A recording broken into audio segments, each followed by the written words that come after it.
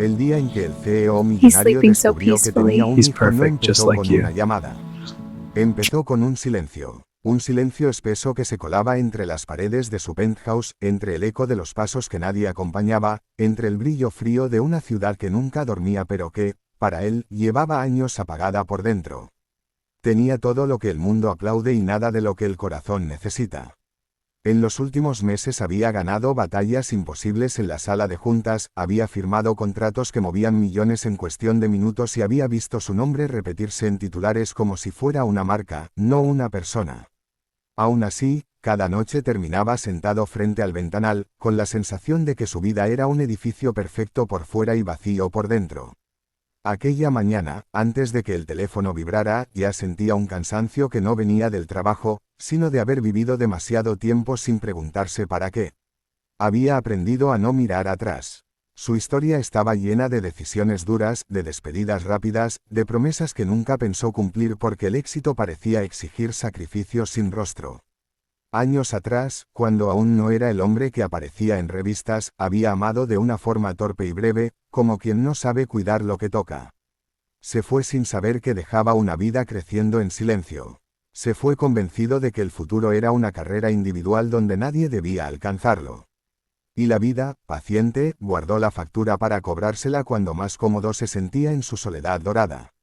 La llamada llegó como un latido fuera de ritmo. Un número desconocido, una pausa mínima antes de responder, y una voz al otro lado que no pedía nada, pero lo cambiaba todo. No fue un reclamo, fue una verdad pronunciada con la fragilidad de quien ha cargado sola con una historia demasiado grande. En ese instante, el mundo que él había ordenado con gráficos y estrategias se desarmó como un castillo de cartas. No entendía cómo algo tan simple como una frase podía desbaratar años de certezas. Sintió el impulso de negar, de colgar, de volver al refugio de su agenda llena. Pero también sintió algo que no recordaba desde hacía tiempo, miedo de perder algo que aún no conocía. Aceptó verlos con la misma frialdad con la que aceptaba una reunión difícil. Llegó puntual, con la armadura de siempre, con la mente lista para negociar una realidad que no había pedido. La cafetería era pequeña, luminosa, ajena al mundo de trajes oscuros y ascensores privados.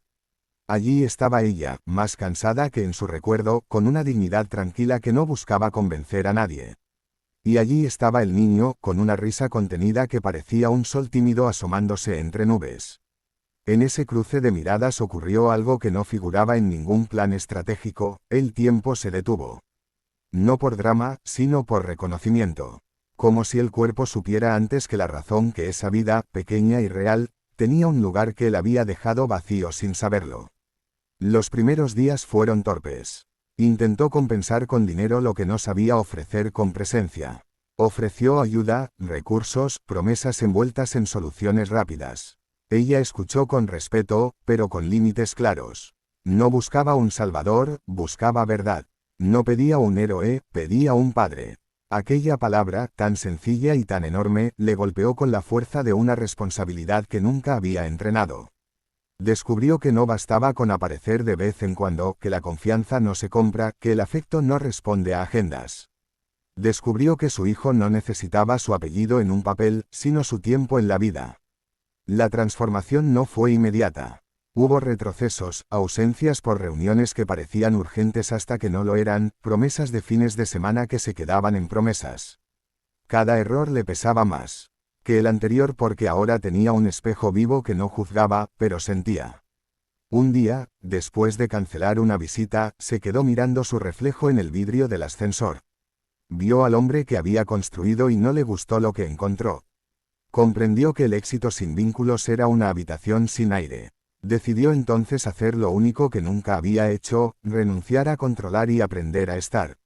Empezó con gestos pequeños. Llegar temprano, quedarse más tiempo, escuchar sin corregir. Descubrió la magia de los detalles mínimos, de una mano pequeña que confía sin pedir pruebas, de una mirada que se ilumina cuando alguien cumple. Aprendió a leer cuentos aunque su voz sonara rígida, a reírse de su torpeza al intentar armar juguetes, a sentarse en el suelo sin pensar en trajes caros. Cada momento simple iba derribando una capa del hombre que había creído ser.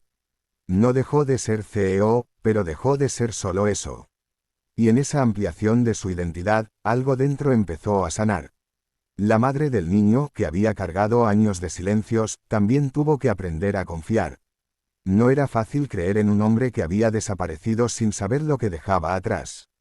La convivencia de expectativas y miedos creó tensiones reales. Hubo conversaciones difíciles, límites que respetar, heridas que no se curan con discursos.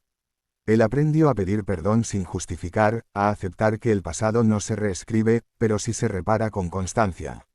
Ella, a su vez, permitió que la presencia constante transformara su escepticismo en cautela abierta.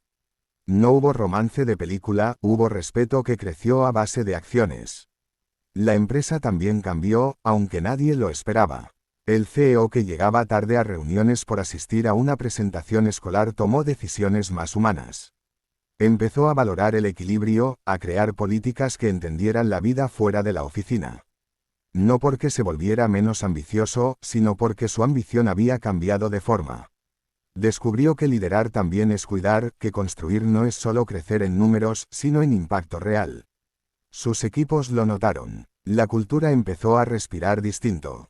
Y él, por primera vez, sintió que su trabajo tenía sentido más allá del aplauso externo. Hubo un momento que selló la transformación. Un día sencillo, sin cámaras ni titulares, en el que el niño corrió hacia él con una alegría que no pedía nada más que presencia. En ese abrazo breve se condensaron años de ausencia y meses de aprendizaje.